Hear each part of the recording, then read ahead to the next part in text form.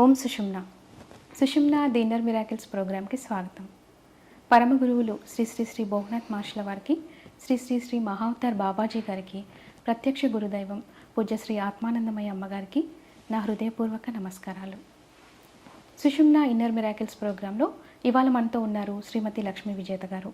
భగవంతుని దర్శించాలనే అనంతమైన తపన కలిగి బాబాగారి ఆశీస్సులతో అమ్మగారి పాదాల వద్దకు చేరుకొని అమ్మగారి పట్ల పూర్తి శరణాగతితో 17 సంవత్సరాలుగా సుషుమ్న క్రియాయోగ సాధన చేస్తూ ఆధ్యాత్మికంగా ఎంతో పురోగతిని సాధించిన లక్ష్మీ విజేత గారి ఆసక్తికరమైన సుషుమ్న క్రియాయోగ అనుభవాలను తెలుసుకుందాం.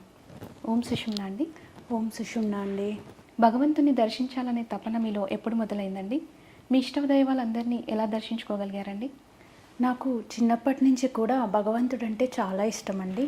ఎన్నో పూజలు, నోములు, వ్రతాలు, ఉపవాసాలు చేస్తూ ఉండేదాన్ని.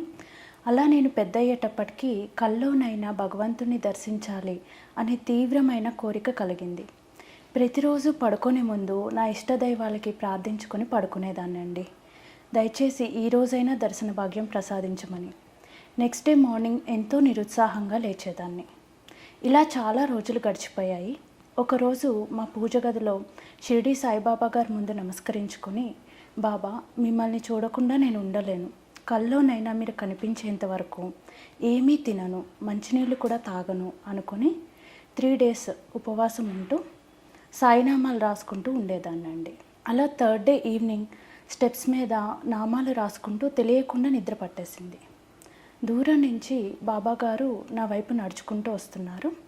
నా దగ్గరకు వచ్చి నా తలపై నా చేయి వేసి నిమిరారండి. ఆ అద్భుతమైన స్పర్శని నేను ఇప్పటికీ మర్చిపోలేనండి. ఆ రోజు రాత్రి నాకు ఒక కల వచ్చింది. ఆ కళ నా లైఫ్ని టర్న్ చేసిన కళ అని చెప్పచ్చు.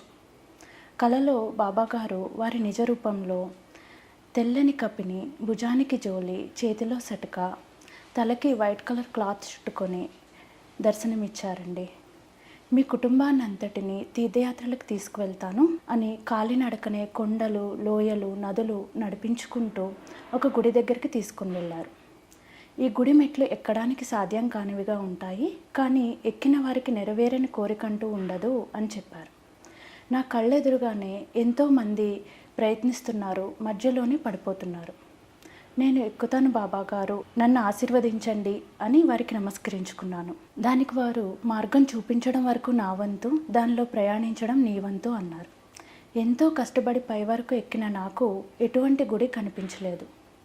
రూఫ్ లేకుండా 4 pillars మాత్రమే ఉన్నాయి. అది ఒక రాతి కట్టడం. సుబ్రహ్మణ్యేశ్వర స్వామి విగ్రహం 2 పాములు చుట్టుకొని ఉంటాయి కదండి, అది కింద పడుకొని కనిపించింది.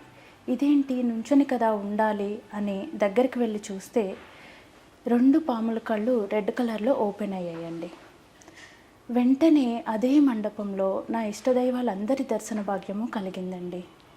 ఇంకా బాబాగారు ఏం చెప్పారంటే, 3 నెలల్లో నీకు ఒక మార్గం కనిపిస్తుంది, దానిలో ప్రయాణించు, నీకు మంచి జరుగుతుంది అని చెప్పారండి. మరి బాబాగారు చెప్పిన ఆ మార్గం మీరు తెలుసుకోగలిగారండి? తెలుసుకోగలిగానండి. అప్పటికే స్వామి వివేకానంద గారి బుక్లో ధ్యానం ద్వారా భగవంతుని దర్శించవచ్చు అని చదివి, ఎవరైనా ధ్యానం నేర్పిస్తే బాగుండు అని వెతుకుతూ ఉన్నానండి. కొంతమంది ద్వారా నాకు అమ్మగారి గురించి తెలిసింది. వారు ఏం చెప్పారంటే, అమ్మగారి కోసమని వశిష్ఠుల వారు యాస్ట్రల్గా ఒక మందిరాన్ని నిర్మించారని, ఆ మందిరంలో సకల దేవతలు, యోగులు, ఋషులు, తపస్సులు ఉంటారు. అమ్మగారు ఎక్కడుంటే ఆ మందిరం అక్కడ ఉంటుంది.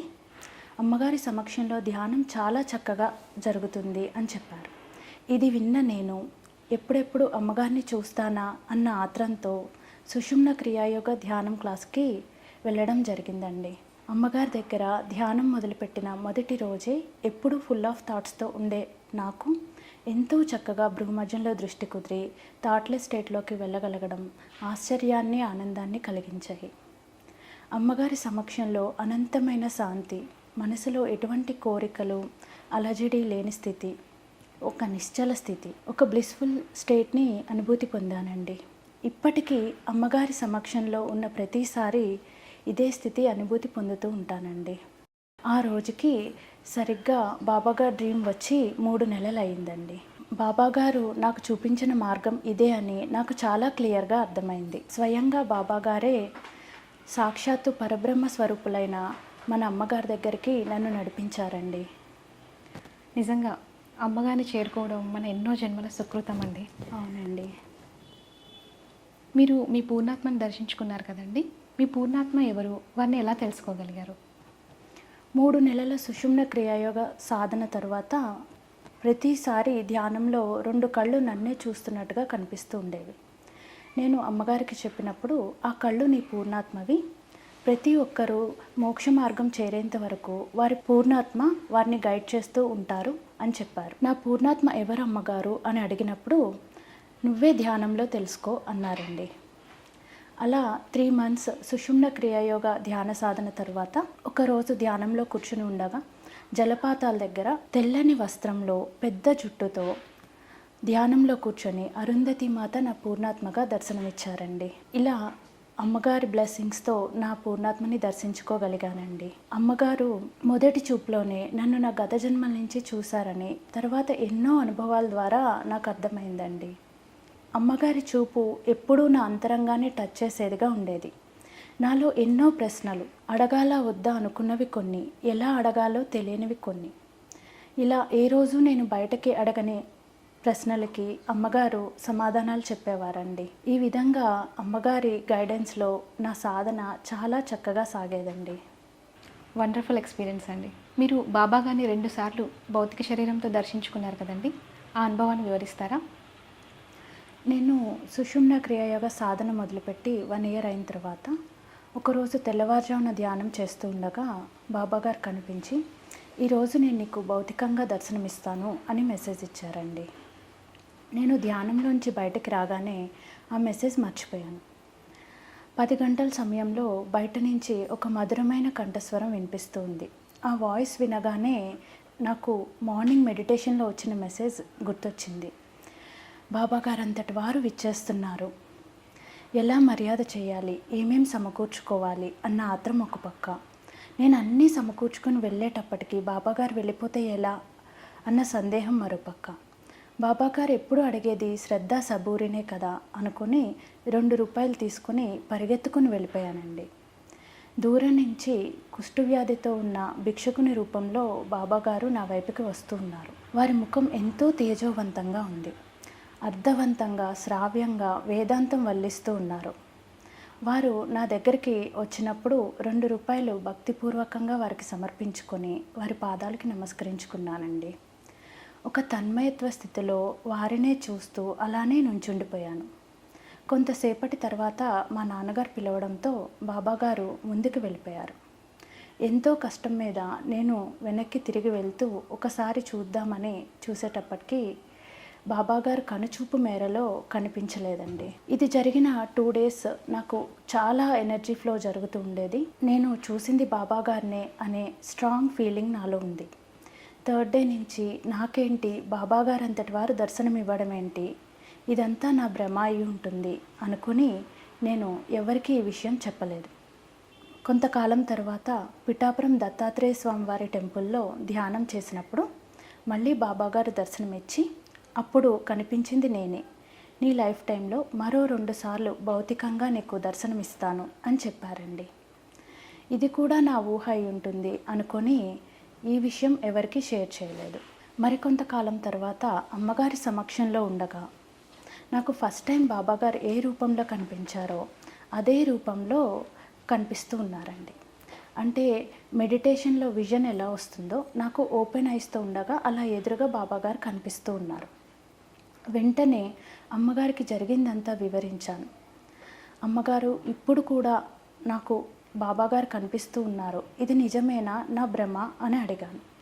అమ్మగారు నవ్వి నిజమే అన్నారండి. ఆ రోజు అమ్మగారి దగ్గర నుంచి తిరిగి వెళ్తూ మా వారు నేను బస్ స్టాప్లో వెయిట్ చేస్తూ ఉన్నాము.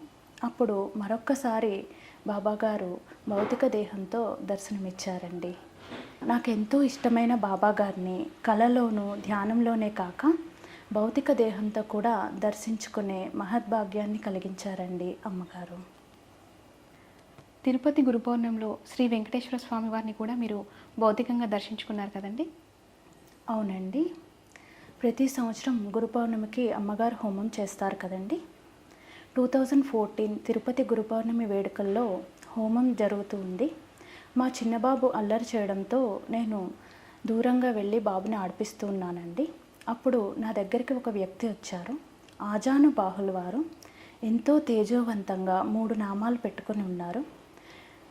మీ అమ్మగారు విశ్వశాంతి కోసం ఓంకారం చేయించరా అని అడిగారండి. నాకు విపరీతమైన ఎనర్జీ ఫ్లో అవుతూ ఉంది. కళ్ళు తెరిచే ఉన్నా నేను కొద్ది క్షణాలు ట్రాన్స్లోకి వెళ్ళిపోయాను. వచ్చిన వారు శ్రీ వెంకటేశ్వర స్వామివారు అయ్యుంటారా అనే స్ఫురణ నాలో వచ్చే ముందే స్వామివారు చకచకా వెళ్ళిపోయారండి. ఈ విషయాన్ని అమ్మగారికి చెప్దాము అని హోమం దగ్గరికి నేను వెళ్ళేటప్పటికీ అమ్మగారు అప్పటికే ఓంకారాలు చేపిస్తూ ఉన్నారు అందరితో. ఇదేంటి ఎవ్రీ ఇయర్ ధ్యానం కదా చేపిస్తారు అమ్మగారు, ఇంతకు ముందు వరకు కూడా ధ్యానమే చేయించారు కదా. అక్కడ ఆ వ్యక్తి అలా చెప్పడము, అమ్మగారు వెంటనే ఓంకారాలు చేయించడము ఏంటి అనే ఆశ్చర్యంతో తర్వాత అమ్మగారిని నేను ఈ విషయం గురించి అడిగానండి. దానికి అమ్మగారు నిజమే, వచ్చిన వారు శ్రీ వెంకటేశ్వర స్వామి వారే, అందుకే వారు ఇచ్చిన మెసేజ్ ప్రకారం నేను వెంటనే ఓంకారాలు స్టార్ట్ చేయించాను అని చెప్పారండి. ఇంకా ఆ రోజు చాలా అద్భుతాలు జరిగాయండి. ఎన్నో గరుడ పక్షులు హోమం జరుగుతున్న చోట ఆకాశంలో తిరుగుతూ ఉండడం అక్కడున్న వారంతా ఆశ్చర్యంగా చూశారు. సుమారు 100కి పైనే ఉంటాయండి ఆ గరుడ పక్షులు.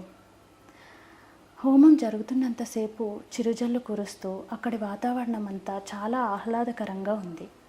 ఆ రోజు పూర్ణాహుతి తర్వాత అమ్మగారు 3 hours సమాధి స్థితిలోకి వెళ్ళిపోయారండి. ఇంతటి అద్భుతమైన అనుభవాన్ని ప్రసాదించిన అమ్మగారికి సదా కృతజ్ఞతతో ఉంటానండి.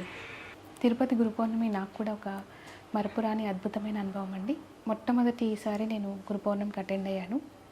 ఆ రోజు అమ్మగారిని అలా దర్శించుకోవడం నాకు చాలా చాలా ఆశ్చర్యాన్ని కలిగించిందండి. ఎందుకంటే గురువులు ఎప్పుడు సమాధి స్థితిలో ఉంటారు అని వినడమే కానీ ప్రత్యక్షంగా చూడడం అదే మొదటిసారి. ఆ రోజు అమ్మగారు 3 hours కొంచెం కూడా కదలకుండా నిల్చున్నారు. మనందరం నిల్చోలేక అటు ఇటు కదులుతూ ఉన్నాము. అమ్మగారు ఎలా నిల్చున్నారో ఫస్ట్ సెకండ్ నుంచి 3 hours అయిపోయేంత వరకు అలాగే ఉన్నారండి. తిరుపతి గురు పౌర్ణమికి అటెండ్ అవ్వడం మనందరి అదృష్టం అండి. అవునండి.